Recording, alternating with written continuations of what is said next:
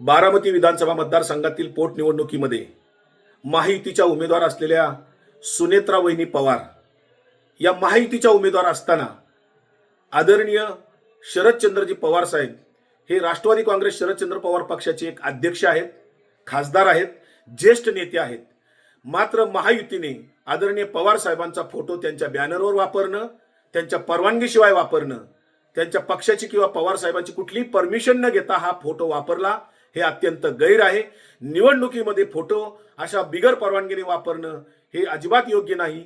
त्या पक्षाने महायुतीने पवार साहेबांचा फोटो लावणं हे त्यांनी अक्षम्य चूक केलेली आहे.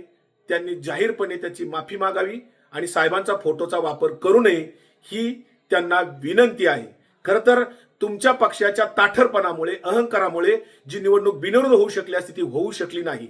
जे उमेदवार रिंगणात आहेत 23 उमेदवार, त्यांच्याशी वैयक्तिकरित्या चर्चा, विनंती जर केली असती तर 100% निवडणूक बिनविरोध होऊ शकली असती. याला सर्वस्वी सुनील तटकरे आणि त्यांच्या पक्षाचं हे अपयश आहे. पवार साहेबांचा फोटो एरवी वापरणं वेगळी गोष्ट आहे, परंतु निवडणूक प्रचारादरम्यान त्यांच्या परवानगीशिवाय हा फोटो वापरता ही अत्यंत चूक आहे, गैर आहे.